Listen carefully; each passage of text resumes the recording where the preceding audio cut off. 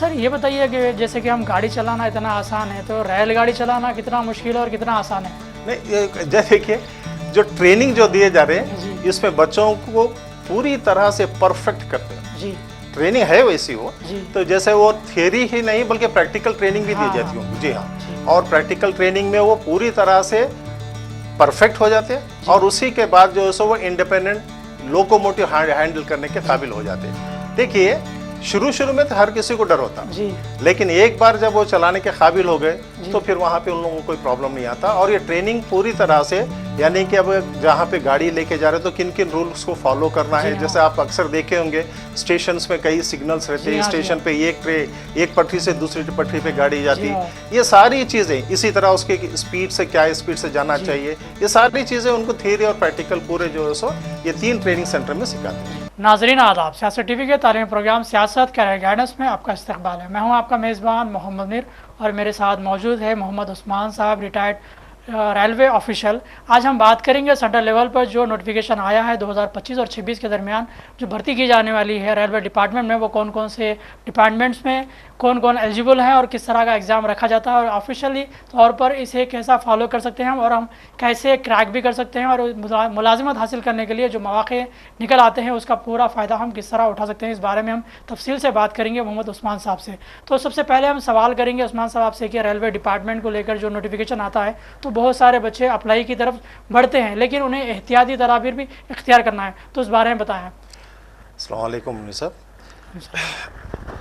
ये रेलवे के जो नोटिफिकेशंस अक्सर आते हैं जी, तो इसमें हमारे बच्चों को ख़ास करके चीज़ का ख्याल रखना है कि भाई इसकी तैयारी नोटिफिकेशन आने के बाद करने के नहीं, बल्कि इसके हमेशा से तैयार रहना चाहिए कि ऐसे नोटिफिकेशन आने की सूरत में वो अप्लाई करने के काबिल रहना और तैयार रहना। अब जैसे अभी आप बता रहे थे कि ये नया जो नोटिफिकेशन रिसेंटली आया 1/2025, ये नोटिफिकेशन आया है assistant loco pilot. Assistant loco pilot यानी इंजन में 2 एम्प्लॉइज रहते हैं, 2 अफराद काम करते हैं। एक है लोको पायलट, दूसरा जो उनके साथ जो रहता है उसको असिस्टेंट लोको पायलट बोलते हैं। और यहाँ पे ये असिस्टेंट लोको पायलट के जो नोटिफिकेशन आया ये करीब 9,000 के 9,000 प्लस है वैकेंसीज थ्रू आउट इंडिया में, इंडियन रेलवेज में, और ख़ास करके साउथ सेंट्रल रेलवे में 900 प्लस वैकेंसीज आए हैं। और इसका minimum qualification SSC plus ITI ये मिनिमम है।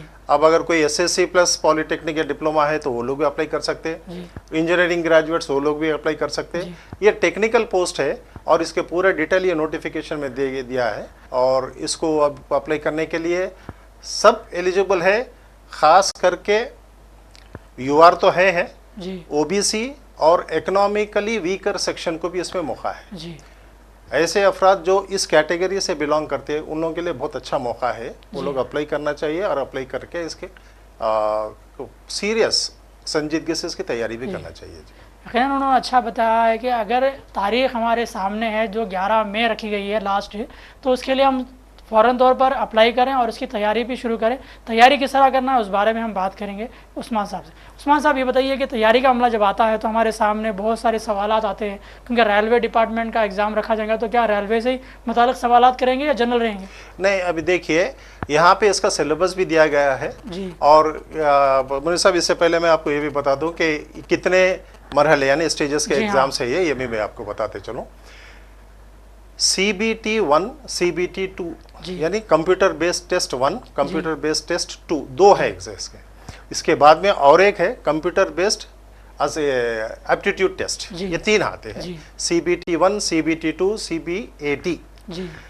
पहले जो CBT 1 है ये क्वालिफाई होने के बाद में 1:15 के हिसाब से 1:15 कैंडिडेट्स के हिसाब से CBT 2 के लिए क्वालिफाई उन लोगों को कॉल फॉर करते हैं। तो पहला जो मरहला है CBT 1 का सिर्फ क्वालिफाई हो गए तो काफ़ी है, उसके बाद वो CBT 2 के लिए एलिजिबल होते हैं। CBT 2 में फिर 2 है, पार्ट A पार्ट B। अब यहाँ पे चूंकि ये टेक्निकल पोस्ट है, पार्ट A में करीब वही सिलेबस है जो CBT 1 में बच्चे लिख रहे। ये बहुत खास करके मैं और एक मरतबा आपको रिपीट करते चलूं, CBT 1 और CBT 2 पार्ट A। CBT 1 में जो भी सिलेबस दिया गया है, मैथमेटिक्स है, जनरल इंटर यानी GK है, जनरल नॉलेज है, टेस्ट ऑफ रीजनिंग है, ये अगर हम ये जो सब सिलेबस है इसकी तैयारी हम अगर सीरियस कर ले तो यही तैयारी हमको CBT 2 के लिए काम आती है। अच्छा। CBT 2 पार्ट ए में जी। जब CBT 2 पार्ट ए क्वालिफाई कर ले तो फिर CBT 2 पार्ट बी का मरहला रहता, उसमें जो इनके टेक्निकल जो सब्जेक्ट था यानी कि ITI जो भी ट्रेड सब्जेक्ट था इनका कोर सब्जेक्ट है उसके सवालात पूछे जाते हैं CBT 2 पार्ट बी में। लेकिन यहाँ पे फाइनल जो होता है, जो पैनल जो फाइनल करते हैं, इसके लिए सिर्फ CBT 2 part A, part B सिर्फ क्वालिफाई होना है जो उनका कोर सब्जेक्ट है। अच्छा। और इसके बाद CBAT, इसी के बुनियाद पे मेरिट लिस्ट बनाई जाती है और उसके बाद सिलेक्टेड कैंडिडेट्स को डॉक्यूमेंट वेरिफिकेशन के लिए बुलाया जाता। डॉक्यूमेंट वेरिफिकेशन होने के बाद उनको मेडिकल के लिए भेजा जाता है। यहाँ पे मेडिकल के कुछ कंडीशंस है, खास करके साइट का, बच्चों के साइट का है। तो ये मेडिकल एग्जामिनेशन क्वालिफाई होने के बाद बच्चों को जो है ट्रेनिंग को भेजा दे जाते हैं। एक बार वो ट्रेनिंग ज्वाइन कर लिए तो वो लोग रेलवे एम्प्लॉइज, अब उनको हर चीज की रेलवे की सहूलतें वगैरह सब मिलते हैं। और ट्रेनिंग भी 3 तरह की है यहाँ पे। एक है ZTC मौलाली, यहाँ तक साउथ सेंट्रल रेलवे का ताल्लुक है, जोनल ट्रेनिंग सेंटर मौलाली। इसके बाद खाजीपेट में भी एक ट्रेनिंग सेंटर है इनका। इसी तरह विजयवाड़ा में भी एक ट्रेनिंग सेंटर है। यहाँ पे 30-35 डेज की ट्रेनिंग रहती। ये होने के बाद वो लोग जो है इंडिपेंडेंट चार्ज यानी असिस्टेंट लोको पायलट बन के अब वो सेक्शन में काम कर सकते हैं। तो सर ये बताइए कि जैसे कि हम गाड़ी चलाना इतना आसान है, तो रेलगाड़ी चलाना कितना मुश्किल है और कितना आसान है? नहीं, जैसे देखिए जो ट्रेनिंग जो दिए जा रहे हैं इसमें बच्चों को पूरी तरह से परफेक्ट करते हैं। ट्रेनिंग है वैसी वो, तो जैसे वो थियरी ही नहीं बल्कि प्रैक्टिकल ट्रेनिंग भी दी जाती है उनको। जी हाँ।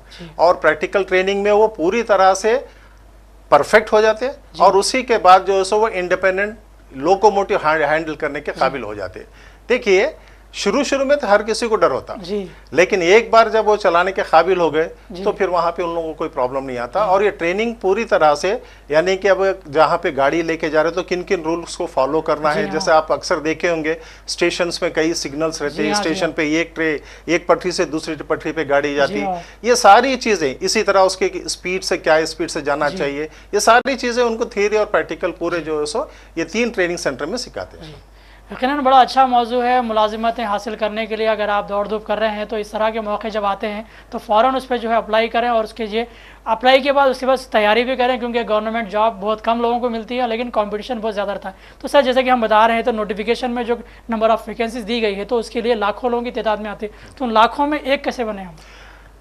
मुनीर साहब ये बहुत अच्छा सवाल है।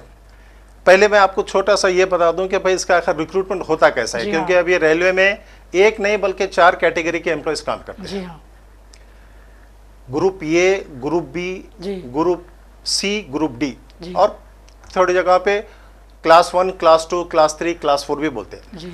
जहां तक क्लास 1, क्लास 2 है ये तो गेजेटेड ऑफिसर से, और इनका तकर्रुर, इनका अपॉइंटमेंट UPSC से होता है। अच्छा।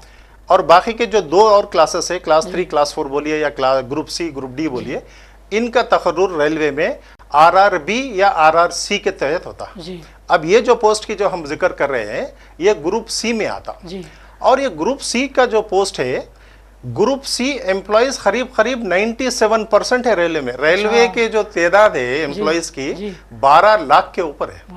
12 लाख एम्प्लॉयज में ग्रुप सी एम्प्लॉयज, जिसमें ये असिस्टेंट लोको पायलट भी आते हैं, 97% यही है। और इनके लिए बहुत अच्छा मौका है क्योंकि एम्प्लॉयज बहुत है, और अभी मैं आपको फिगर बताया 12 लाख के ऊपर है एम्प्लॉयज। और ये एक ऐसी कैटेगरी है हर साल रेलवे में इनकी जरूरत पड़ती है। इसकी वजह यह है कि नए ट्रेन से इंट्रोड्यूस करते हैं हर साल। जब नई ट्रेन आएंगी तो कम से कम एक ट्रेन के लिए 2 आदमी की तो जरूरत है, और वो 2 आदमी पूरे 24 घंटे तो नहीं चला सकते, 8-8 घंटे चलाएंगे तो आपको 6 आदमी की जरूरत है। तो इसी तरह इनका रिक्रूटमेंट ये रेगुलर साइकिल है, ये रेगुलर चलते रहता। अब जो नोटिफिकेशन आया, मैं तो यही बोलूँगा बच्चों को कि भाई बहुत अच्छा मौका है, गोल्डन अपॉर्चुनिटी है, इसको आप पहले तो फर्स्ट आप अप्लाई कर दीजिए। बहुत आसान भी है अप्लाई करना, कोई मुश्किल नहीं है। इसके बाद आप इसकी तैयारी शुरू कीजिए, और ये नोटिफिकेशन के लिए आपको कम से कम 6 से 7 महीने का जो आपको टाइम मिलता है प्रिपरेशन के लिए। जी हाँ। तो सर ये बताइए कि जैसे कि हम देखते हैं कि टेक्निकल डिपार्टमेंट जो होता है रेलवे का बैकबोन भी कहा जाता है, कि उसके बगैर जो ट्रेन आगे ही नहीं बढ़ सकती। तो मौके जब निकल आते हैं, जैसे कि आपने 6-7 महीने का वक्त दिया, तो अप्लाई करने के बाद जो हमारी पहली सीढ़ी होती है वो कौन सी होती है? देखिए साहब, जैसे आप अप्लाई कर दिए, बच्चों से तो मैं यही कहूँगा कि भाई आपकी तैयारी बहुत ही सीरियस रहना चाहिए इसके लिए। आजकल आप बच्चों, तो मैं समझता हूँ एक माने में खुशकिस्मत है कि कई जरिए हैं उनको, एक नहीं है, कई सोर्सेस है सीखने के लिए। ऑनलाइन है, ऑफलाइन है, उन लोगों के लिए कोई भी जो है सो कमी नहीं है। जो अब अगर बच्चा उसको डिजायर है, सीखने का शौक है, तो जैसे ही आप अप्लाई कर दिए, करने के बाद संजीदगी से रोज कम से कम 3 से 4 घंटे अगर आप निकाले तैयारी के लिए, तो आपको पास करने में मैं समझता हूँ बिल्कुल कोई तकलीफ नहीं होंगी और आराम से आप पास भी कर सकते। और एक छोटी सी बात बताते चलूं, ये सेंट्रल गवर्नमेंट जॉब है जी। आपको इतने सहूलतें हैं इसमें, उसके साथ साथ आपको प्रमोशंस भी बहुत है जी। हाँ। एक तो क्या है, देखिए आप जैसे इसमें एंटर हो गए as ALP assistant loco pilot, 2-3 साल के बाद जी आप सीनियर असिस्टेंट लोको पायलट होते जी, जहां से आपकी तनख्वाह बढ़ जाती है। अब शुरू में जब जो ज्वाइन होंगे उनकी तनख्वाह कम से कम 50 से 60 हजार रहती जी। जैसे वो असिस्टेंट लोको पायलट से सीनियर असिस्टेंट लोको पायलट हो गए, फिर वहां पे भी उनकी तरक्की होती, तनख्वाहें बढ़ जाती। और उसके बाद फिर गुड्स जो आप मालगाड़ी जो देखे हैं, मालगाड़ी के जो वो लोको पायलट बनते हैं, यानी कि अब वो इंचार्ज हो गए। अच्छा। यानी उनके हाथ के नीचे कोई असिस्टेंट रहेगा। हाँ। वो खुद लोको पायलट बन जाते हैं, उनके हाथ के नीचे एक असिस्टेंट लोको पायलट रहेगा। फिर उसके बाद और एक दूसरी तरक्की है, वो पैसेंजर एक्सप्रेस चलाते हैं। इस तरह से उनको जो है सो तरक्की है, और हर तरक्की के साथ साथ उनको जो मॉनेटरी बेनिफिट भी अच्छे हैं। और दूसरी बात, जो फैसिलिटीज है रेलवे में जी, अब देखिए मेडिकल फैसिलिटीज है, बच्चों के एजुकेशन के लिए फैसिलिटीज है, ट्रैवल फैसिलिटीज है। ये आप अपने फैमिली के साथ आप हिंदुस्तान में कहीं भी जा सकते हैं। ऐसे 3 मौके रहते, आप कश्मीर से कन्याकुमारी कहीं से भी कहीं जा सकते हैं अपने बच्चों को, फैमिली को ले लेके। और उसके बाद लोन्स मिलते हैं, जैसे कि घर का लोन है वगैरह है, ये सारी चीजें हैं। इसके साथ साथ प्रमोशन अपॉर्चुनिटीज मुनीर साहब बहुत है। अगर बच्चे पढ़े लिखे हैं, ज्वाइन हो गए, मैं तो बोल रहा हूँ ना, पहले वो ग्रुप C में ज्वाइन होते जी, लेकिन तरक्की करते करते वो ग्रुप B को भी आ सकते हैं। अच्छा। जो मैं बताया आपको, गेजेटेड ऑफिसर भी बन सकते हैं। इतने तरक्की है। आप loco pilot ALP assistant loco pilot बन गए, बाद में LP लोको पायलट बन गए, उसके बाद इनके इंस्पेक्टर्स रहते हैं इनके ऊपर सुपरवाइजर करने के लिए, उनको बोलते हैं लोको इंस्पेक्टर। वो लोको इंस्पेक्टर बन सकते हैं, उसके बाद ऑफिसर भी बन सकते हैं। और ये क्या है, हमारे रेलवे में देखिए 11 डिपार्टमेंट है, अभी तो मिर्च हुए चंद डिपार्टमेंट्स। इनका ताल्लुक खास करके इलेक्ट्रिकल और मैकेनिकल डिपार्टमेंट से रहता है, इलेक्ट्रिकल और मैकेनिकल डिपार्टमेंट। और ये लोग आइंदा अगर कुछ और भी तरक्की कर लिए या डिपार्टमेंट भी चेंज करना चाहते हैं, ऐसे भी कई हुए हैं, डिपार्टमेंट चेंज करने के भी मौके मिलते हैं। लेकिन आप रहेंगे तो रेलवे में, लेकिन आपको पूरे बेनिफिट्स के साथ एक डिपार्टमेंट से दूसरे डिपार्टमेंट में आपकी तालीमी काबिलियत की वजह से जा भी सकते हैं अगर जरूरत पड़ी तो। वरना ये पोस्ट में तो बहुत अच्छा है बच्चों के लिए, बहुत अच्छा है। बड़ी अच्छी बात यह है कि अगर आपकी उम्र 18 से 30 के दरमियान में है तो अप्लाई कर सकते हैं। अगर SSC IT वाले हैं तो वो अप्लाई करें, और उसके बाद जो मौके निकल आते हैं, जैसे कि तालीम हासिल करते हुए भी या कोई डिग्री करने के बाद भी आप असिस्टेंट से जो है सीनियर बन सकते हैं, सीनियर से फिर जो है लोगो ही बन सकते हैं, और ऐसे मौके मिलते रहेंगे और आगे बढ़ते रहेंगे। तो सर यहाँ पर हम देखते हैं कि रेलवे का जो डिपार्टमेंट है, तो कितने टाइप्स के जो है वैकेंसीज आते हैं यहाँ पर, खास जैसे कि आपने बताया कि मालगाड़ी भी है, गुड्स भी है, वहाँ पे पैसेंजर भी है, तो उस बारे में बताएं।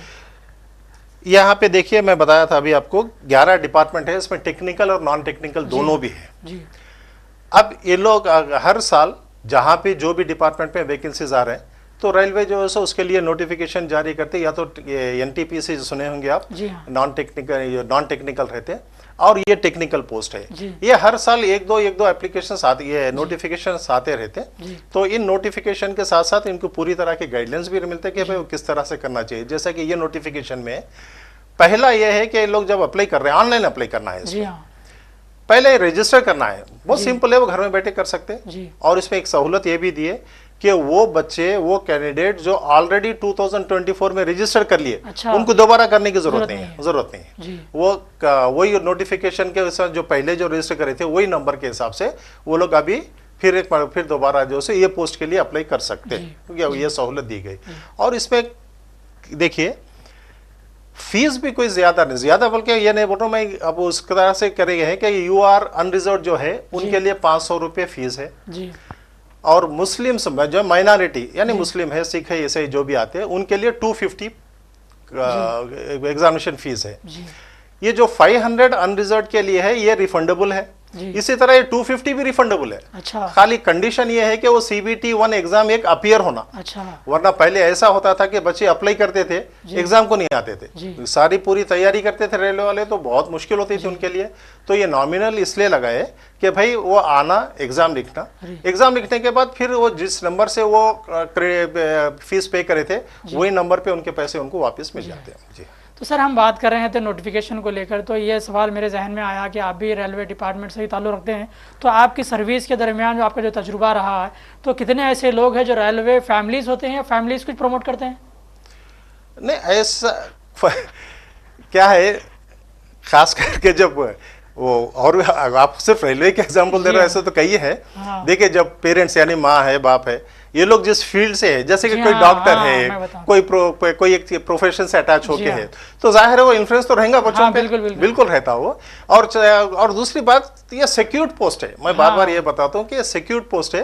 एक बात बताते चलो मैं आपको, जितने मरहले रिक्रूटमेंट के हैं उतने मरहले रेलवे को लगाना पड़ता है अगर इसको रेलवे से निकालना है तो। अच्छा। उतना आसान नहीं है, इसीलिए उसको बोलते हैं सिक्योर्ड पोस्ट। बिल्कुल बिल्कुल भाई, ऐसे मौके में मैं बोल रहा हूँ ना, गवर्नमेंट पोस्ट आजकल तो बहुत कम हो गए रिक्रूटमेंट्स। अब जब कभी भी आएगा, अगर बच्चे कोशिश करें तो बहुत अच्छा डिपार्टमेंट है, बहुत अच्छा पोस्ट है, और इसको सिंसियर होने कोशिश, ये अप्लाई करके तैयारी करे तो मिलने के मौके बहुत रहते, जॉब मिलने के चांसेस बहुत है। तो नाज़रीन, ये सवाल का मकसद ये था कि जब हम किसी जॉब के लिए अप्लाई करते हैं तो वो फैमिलीज़ क्यों बच्चों को अपने तौर पर ये जॉब करने के लिए आगाह करते हैं, बल्कि उनकी तैयारी में जुट जाते हैं। उसकी वजह यह है कि उन्हें जो सहूलतें मिलती हैं उसका उन्हें भरपूर फ़ायदा उठाते हैं, और वो बच्चों को भी चाहते हैं कि वो इसी तरह का जॉब हासिल करें ताकि वो ज़िंदगी आसानी से गुजार सके और जो सहूलतें मिल रहे हैं वो उसको पूरा फ़ायदा उठाए। तो सर, अब हम सवाल करेंगे आपसे कि एग्ज़ाम पैटर्न क्या रहेगा, उसमें किस तरह के सवाल रखे जाएंगे, CBT जब रखा जा रहा है तो ऑप्शंस क्या रखेंगे, वो बताएं। CBT 1 जी, इसमें पहला है मैथमेटिक्स, जनरल नॉलेज जी, और जनरल इंटेलिजेंस जी, एप्टीट्यूड जब आते हैं, ये चीज़ें हैं जी। ये एक मरतबा अगर क्वालिफाई हो गए तो आपको CBT 2 है, उसमें भी ये पार्ट ए, आप इससे पहले बताया मैं, part A part B. Part A तो करीब यही है, पार्ट बी में उनका टेक्निकल सब्जेक्ट है। इसके बाद मेडिकल एग्जाम है, फिर इसके बाद में ये है डॉक्यूमेंट वेरिफिकेशन रहता, और उसके बाद मेडिकल एग्जाम है। अब डॉक्यूमेंट वेरिफिकेशन की जब बात आई तो मैं जरा आपको एक और चीज बताते चलूं कि OBC अदर बैकवर्ड क्लास और EWS इकोनॉमिकली वीकर सेक्शन, ये दोनों में, ये इस नोटिफिकेशन में साउथ सेंट्रल में करीब 250 पोस्ट है। अच्छा। OBC national commission for backward class 1993 एक एक्ट पास हुआ था जी। वो एक्ट के तहत जो 1 फरवरी 1993 से लागू हुआ, उसके बाद मॉडिफिकेशंस आते रहे जी। ये कमीशन OBC के कैटेगरीज को जी पब्लिश किया, स्टेट वाइज है। अच्छा। उसमें तेलंगाना है और आंध्रा भी है जी। और खास करके मैं तेलंगाना को बताते चलूं, इसमें कौन सी कैटेगरीज आते हैं जी। तो खास करके जो मुस्लिम कम्युनिटी से जो ताल्लुक़ रखते हैं उनके लिए थोड़े पोस्ट है इसमें, जैसे लद्दाफ है जी, दूधे कला बोले के बोलते हैं, खुरेश है जी। ये नोटिफिकेशन अगर बच्चे निकाल के देखे ना तो ये कम्युनिटीज आते हैं जी। अगर इस कम्युनिटी से ताल्लुक़ है तो ये सर्टिफिकेट निकाल के रख लेना जी। ये निकाल के रखने से क्या है, आपका कंपटीशन सिर्फ एक कम्युनिटी के लोगों से ही होता, किसी और से नहीं रहता, यानी कंपटीशन बहुत कम होता है। सेपरेट, बिल्कुल आप दूसरे कैंडिडेट से सेपरेट, बिल्कुल यही कम्युनिटी के जो रहते हैं उसमें आपका कंपटीशन रहता है, तो कंपटीशन बहुत कम होगा। हाँ, बिल्कुल। इसी तरह इकोनॉमिकली वीकर सेक्शन जी, इकोनॉमिकली वीकर सेक्शन के 10% जैसा गवर्नमेंट ऑलरेडी फिक्स करके है, नोटिफिकेशन भी दिए हैं। उसमें से कंडीशन है कि भाई किसी के 5 एकड़ जमीन ज्यादा नहीं रहना चाहिए, या तो फिर एक 1000 स्क्वायर फीट का फ्लैट यानी सिटीज में, या 1000 स्क्वायर यार्ड जमीन, या 200 स्क्वायर यार्ड जमीन, 100 to 100 का है ये, 100 स्क्वायर यार्ड जमीन सिटीज में, 200 स्क्वायर यार्ड जमीन अदर दिन सिटीज बोल के जो दिए। अगर ये कंडीशंस फुलफिल करते हैं तो ये सर्टिफिकेट निकाल के रख ले तो बहुत काम आता। वहां पे भी वही OBC के जैसा रहता है, यानी उनका कंपटीशन भी महदूद हो जाता सिर्फ EWS के। तो ये सर्टिफिकेट्स हमारे बच्चों को पहले ले लेना चाहिए अगर वो कंडीशंस फुलफिल करते हैं। एक तो क्या फायदा है कि भाई उनका कंपटीशन बहुत कम हो जाता, उन्हीं के दरमियान में कंपटीशन रहता, मिलने के मौके ज्यादा रहते। और ये इसकी चीज को भी जहन में रखना कि भाई ये जो सर्टिफिकेट आप निकालेंगे ये सिर्फ 1 साल चलेंगी। EWS जो है सिर्फ 1 ही साल है उसकी वैलिडिटी, लेकिन OBC जो निकालेंगे आपका तो वो चलते रहेगा बिल्कुल लाइफ टाइम में, उसका कोई चेंज, क्योंकि कम्युनिटी कोई चेंज होने वाली चीज नहीं है। लेकिन जबकि आपके EWS जो तो आपका जो इकोनॉमिकल कंडीशन जो माशी जो ये है वो चांसेस है बढ़ने के कम होने कैसा है वो, इसीलिए। तो नाज़रीन, हम आज के इस मौजू पे बात कर रहे हैं तो मुख्तलिफ सवालात आपके सामने रखे गए और उस पर जो जवाबात भी रखे गए। मौक़े किस तरह निकल आते हैं, मौक़ों को हासिल करने के लिए हमें क्या दौड़ धूप करना चाहिए, तैयारी क्या करना चाहिए और कौन कौन से कैटेगरीज़ में हम आते हैं तो उस कैटेगरीज़ के तहत हमें तैयारी भी करना है। और कम्युनिटी बेस्ड हमारा प्रोग्राम भी रखा जाता है और बल्कि एग्ज़ाम भी रखा जाता है, उसमें हमें इंतखाब करना है कि हमारा जॉब किस तरफ बढ़ रहा है। तो सर, आपके तजुर्बे के बुनियाद पर बताएं कि जब ऐसे मौके निकल आते हैं मुस्लिम कम्युनिटीज़ को लेकर, जैसे आपने बताया, तो सर्टिफिकेट वेरिफिकेशन, सर्टिफिकेट्स की वैल्यू और उसके लिए कंपटीशन और गर्ल्स का जो इन्वॉल्वमेंट रहता है इसमें। हाँ मुझे साहब, देखिए इसमें गर्ल्स भी अप्लाई कर सकते हैं, ऐसा कुछ नहीं है, क्योंकि आज अभी हमारे पास भी गर्ल्स काम कर रहे हैं, लड़कियां काम कर रहे हैं as a loco pilot driver बोलते थे, अभी लोको पायलट आराम से काम कर रहे हैं और बड़ी सहूलतें भी हैं उनको। वो भी आपको जिक्र कर दूं कि देखिए इनकी जो नौकरी रहती, ये तो इंजन चलाना इनकी नौकरी है जी। ये क्या है, इनका एक हेडक्वार्टर रहता जी, हेडक्वार्टर से दूसरे एक ऐसा स्टेशन रहता जहाँ पे उमूमन सारी सहूलतें इनको रहती। तो यहाँ से ये गाड़ी लेके उस स्टेशन तक जाना, वो कभी 150-200 किलोमीटर भी हो सकता हो, वो ज्यादा से ज्यादा इन लोगों का सफर रहता 6 से 8 घंटे, कभी कभी 1 आध घंटा बढ़ भी सकता, कम भी हो सकता। वो दूसरे जहाँ पे उनको डेस्टिनेशन जो बोलते हैं वहां तक वो पहुंच जाते, उमूमन पहुंच जाते वो लोग। घर से जब जाते ये 6-8 घंटे में वो जहाँ पे जंग डेस्टिनेशन में पहुंच जाते हैं ना, वहाँ पे इनके हर चीज की सहूलत है रहने के लिए, इनके लिए रहने के लिए वहाँ पे हर चीज, जिसको रनिंग रूम बोलते हैं रेलवे लैंग्वेज में, उसको रनिंग रूम बोलते हैं, जैसे गेस्ट हाउस जैसे रहते हैं, तो AC के है वो। और वहाँ पे इनको सब्सिडाइज्ड मील्स मिलता है उनको, 5 या 10 रुपए में है, बस इतना ही, चाय भी नहीं मिलती है। तो इतनी सहूलतें हैं उनको वहाँ पे, और वहाँ पे जाके इनको कम से कम 6 घंटे का रेस्ट लेना, ये रूल है। अच्छा, कम से कम लेना है जी। तो जब 6 घंटे के बाद फिर एक आध कोई गाड़ी जब वापस इनके हेडक्वार्टर को आने वाली है, तो फिर उनको बताया जाता है कि भाई ये गाड़ी आ रही है जिसको आप लेके फिर आपके हेडक्वार्टर को वापस जाना है, फिर वो अपने हेडक्वार्टर आ जाते हैं। इस तरह से उनका जो सो ये ड्यूटी नेचर ऑफ जॉब चलते रहता। अब इनके ये जो फिक्स्ड सैलरी जो है, इससे हटके इनको इंसेंटिव भी मिलता है इनको। अच्छा, यानी जितने किलोमीटर इनको मिनिमम करना है उसके ऊपर अगर जब कर लिए तो इनको इंसेंटिव मिलता। अच्छा, ये सैलरी के साथ साथ जो इंसेंटिव मिलता, ये इंसेंटिव उनको रिटायर होने तक ही नहीं बल्कि रिटायर होने के बाद भी मिलता। अच्छा, ये एक ही कैटेगरी है जो इतनी सहूलतें हैं रेलवे में इसमें। जी हाँ सर, अब हम बात करेंगे सिलेबस को लेकर। तो सिलेबस कहाँ मिलेगा, कैसे मिलेगा, क्या उसके लिए पढ़ना चाहिए? देखिए ये इसके लिए देखिए, अगर बच्चे ऑफलाइन यानी कोई अगर कोचिंग सेंटर ज्वाइन करना चाहते हैं तो वो कोचिंग सेंटर ज्वाइन कर सकते हैं अपने सहूलत के हिसाब से, या नहीं तो वो ऑनलाइन भी कोचिंग ले सकते हैं अगर वो लोग मैनेज कर सकते हैं। तो ये सिलेबस के हिसाब से तो मैं बता दिया था कि आपको क्या सिलेबस है ये, लेकिन अब रही बात इनकी कि इनकी तैयारी कैसी करे और इनका प्रिपरेशन कैसा रहना। देखिए पहली बात, बच्चों में डिजायर होना कि वो कुछ बनना चाहते हैं।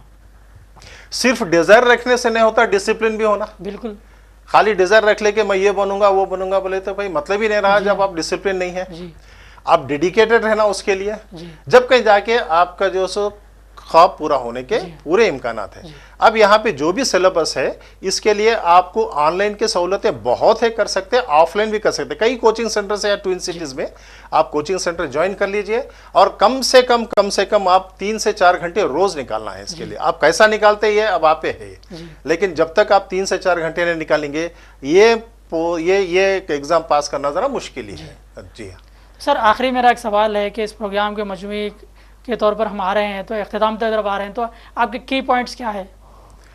देखिए मैं तो ये बोलूँगा की पॉइंट्स पे कि बुनियादी तौर पे जो बच्चे अपनी अपनी क्वालिफिकेशन कंप्लीट कर लिए, मिनिमम समझिए जो भी समझिए, यानी SSC प्लस ITI है या तो पॉलिटेक्निक या डिप्लोमा या इंजीनियर जो भी है, तो अब उनका दूसरा मरहला उनके लाइफ में, अब दूसरा जो एम जो है उनको कोई ना कोई जॉब करना है। बिल्कुल, देखिए बिजनेस कम्युनिटी और चीज़ है। अब जो सर्विस से ताल्लुक़ रखते हैं जो भी हजरात है, भाई आपका एम है कि आपको कहीं ना कहीं सर्विस करना है। जी हाँ।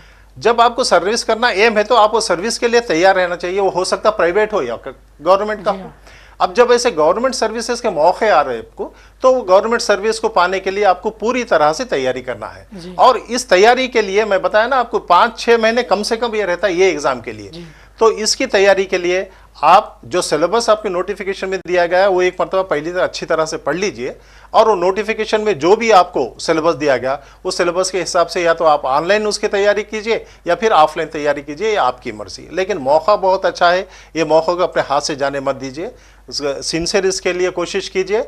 अल्लाह चाहे तो आप ज़रूर कामयाब होंगे और आप एक सिक्योर जॉब पाने के पूरे काबिल रहेंगे। यकीनन सफ़र भी अच्छा है, सैलरी भी अच्छी है, आराम भी है, सहूलतें भी है, लेकिन कोशिश करना ज़रूरी है, क्योंकि कोशिश करने वालों को जब मौके मिलते हैं तो फिर वो कामयाबी की तरफ आगे भी बढ़ते हैं। तो उस्मान साहब जो रिटायर्ड रेलवे ऑफिशियल हैं, उन्होंने बताया कि डिपार्टमेंट क्या है, डिपार्टमेंट के तरीक़े क्या होते हैं सिलेक्शन के, और वहाँ पे किस तरह की जॉब दी जाती है, और सैलरी क्या रहती है, सहूलतें क्या रहती है, सब तमाम चीज़ें आपके सामने रखी गई हैं। अब आप फ़ौरन जो है अप्लाई करें और इसके जो की तैयारी में जुट जाएँ। इंशाल्लाह फिर अगले प्रोग्राम में उन्हें मदऊ करेंगे, रेलवे डिपार्टमेंट की तरफ से सवालात करेंगे, उनसे मालूम करेंगे कि कौन कौन से जॉब्स की वैकेंसीज निकलती हैं और किस तरह का नोटिफिकेशन आता है और उसमें हमें क्या करना चाहिए। तो सर आपका बहुत बहुत शुक्रिया। बहुत बहुत शुक्रिया अभिन साहब। देखते रहिए सियासत टीवी प्रोग्राम सियासत कैरियर गाइडेंस। अल्लाह हाफ़िज़।